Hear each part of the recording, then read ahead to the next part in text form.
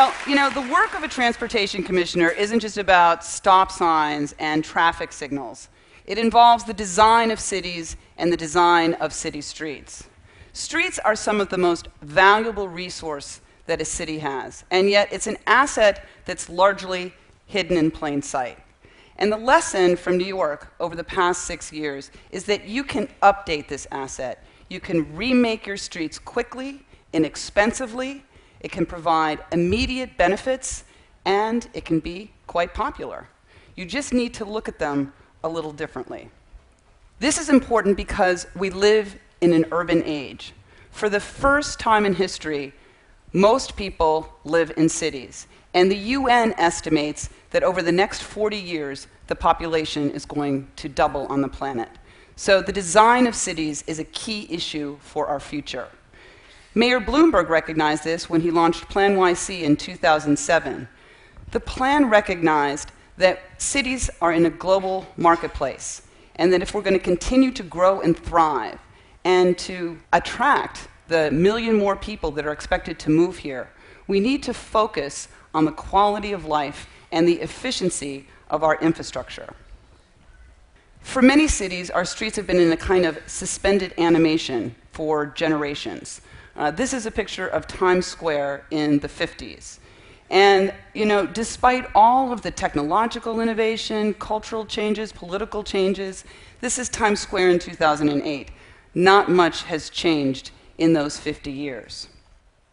So we worked hard to refocus our agenda, to maximize efficient mobility, providing more room for buses, more room for bikes, more room for people to enjoy the city, and to make our streets as safe as they can be for everybody that uses them.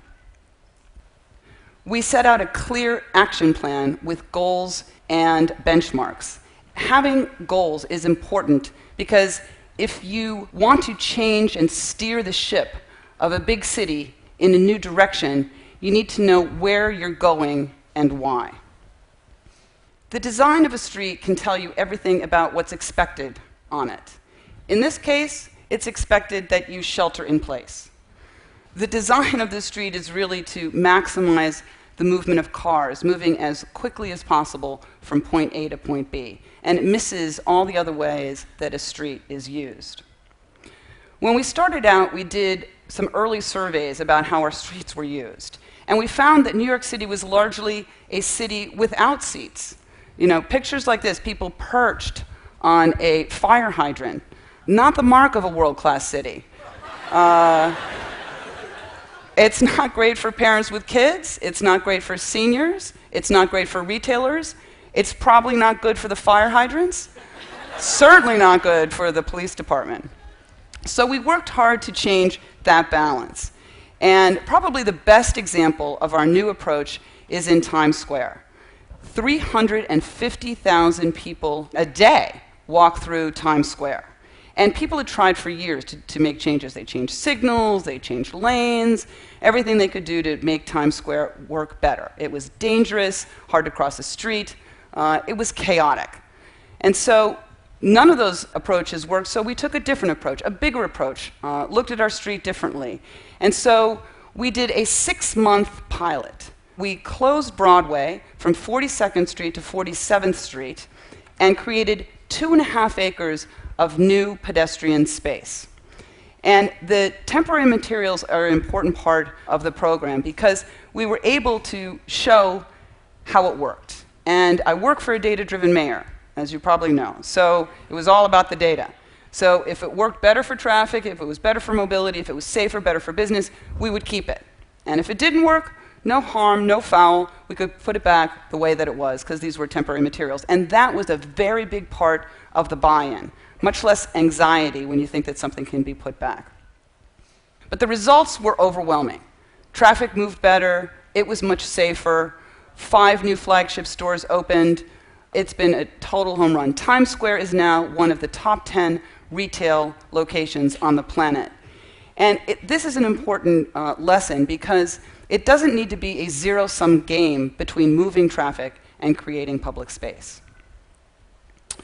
You know, every project has its surprises. And one of the big surprises with Times Square was how quickly people flocked to this space.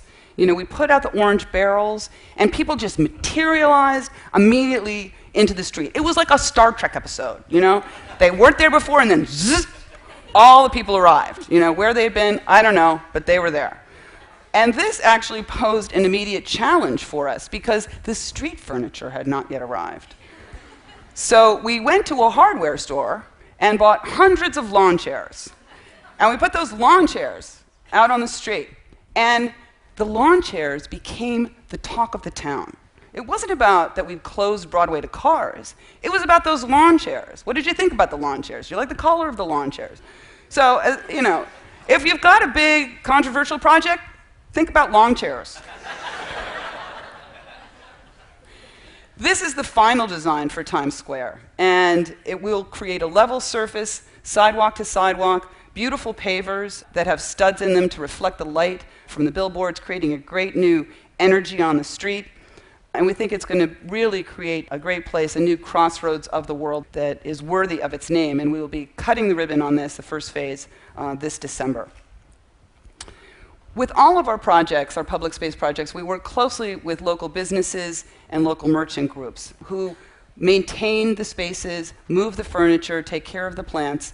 This is in front of Macy's, and they were a big supporter of this new approach because they understood that more people on foot is better for business. And we've done these projects all across the city in all kinds of neighborhoods. This is in Bed-Stuy, Brooklyn, and you can see the short leg that was there used for cars that not really needed. So what we did is we painted over the street, put down epoxy gravel, and connected the triangle to the storefronts on Grand Avenue. Created a great new public space, and it's been great for businesses along Grand Avenue. We did the same thing in Dumbo in Brooklyn, and this was one of our first projects that we did. And we took an underutilized, pretty dingy-looking parking lot and used some paint and planters to transform it over a weekend. And in the 3 years since we've implemented the project, retail sales have increased 172%. And that's twice that of adjacent areas in the same neighborhood. We've moved very, very quickly with paint and temporary materials. You know, instead of waiting through years of planning studies and computer models to get something done, we've done it with paint and temporary materials. And the proof is not in a computer model, it is in the real world performance of the street. You know, you can have fun with paint. All told, we've created over 50 pedestrian plazas in all 5 boroughs across the city. We've repurposed 26 acres of active car lanes and turned them into new pedestrian space. I think one of the successes is in its emulation. You know, you're seeing this kind of approach since we painted Times Square. You see this approach in Boston, in Chicago, in San Francisco, in Mexico City, Buenos Aires, you name it. This is actually in Los Angeles, and they actually copied even the green dots that we had on the streets. But I can't underscore enough how much more quickly this enables you to move over traditional construction methods. We also brought this quick-acting approach to our cycling program, and in 6 years, turned cycling into a real transportation option in New York. I think it's fair to say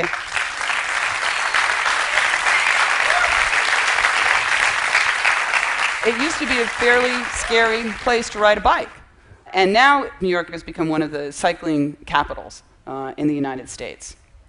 And we moved quickly to create an interconnected network of lanes. You can see the map in 2007. This is how it looked in 2013 after we built out 350 miles of on-street bike lanes. I love this because it looks so easy. You just, click it and they're there. We also brought new designs to the street. We created the first parking-protected bike lane in the United States. We protected bikers by floating parking lanes, and it's been great. Bike volumes have spiked. Injuries to all users, pedestrians, cyclists, drivers, are all down 50%. We've built 30 miles of these protected bike lanes, and now you're seeing them pop up all over the country. And you can see here that this strategy has worked. The blue line is the number of cyclists soaring Green line is the number of bike lanes, and the yellow line is the number of injuries, which have remained essentially flat. After this big expansion, you've seen, no net increase in injuries. And so there is something to that axiom that there is safety in numbers. Not everybody liked the new bike lanes, and there was a lawsuit and somewhat of a media frenzy a couple of years ago. One Brooklyn paper called this bike lane that we have on Prospect Park West the most contested piece of land outside of the Gaza Strip. And this is what we had done. So if you dig below the headlines, though, you'll see that the people were far ahead of the press, far ahead of the politicians. In fact, I think most politicians would be happy to have those kind of poll numbers. 64% of New Yorkers support these bike lanes.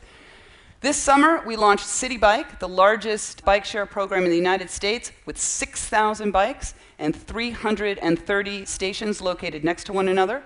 Since we've launched the program, 3 million trips have been taken. People have ridden 7 million miles. That's 280 times around the globe. And so with this little blue key, you can unlock the keys to the city and this brand new transportation option. And daily usage just continues to soar. What has happened is the average daily ridership on the streets of New York is 36,000 people. The high that we've had so far is 44,000 in August. Yesterday, 40,000 people used City Bike in New York City. The bikes are being used 6 times a day.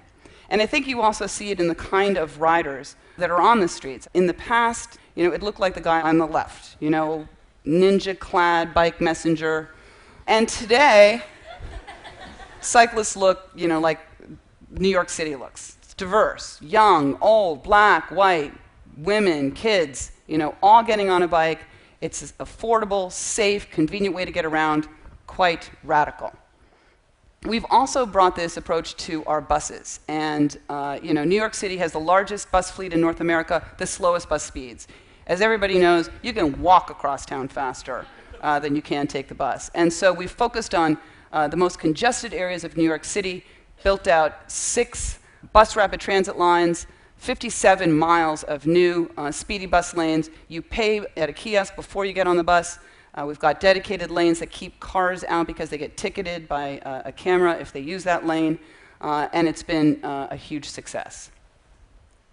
I think one of my very favorite moments as Transportation Commissioner was the day that we launched City Bike. And I was riding City Bike up First Avenue in my protected bike lane, and I looked over and I saw pedestrians standing safely on the pedestrian islands, and the traffic was flowing, birds were singing, the buses were speeding up their dedicated lanes. It was just fantastic. And this is how it looked 6 years ago. And so I think that the lesson that we have from New York is that it's possible to change your streets quickly. It's not expensive. It can provide immediate benefits, and it can be quite popular. You just need to reimagine your streets. They're hidden in plain sight. Thank you.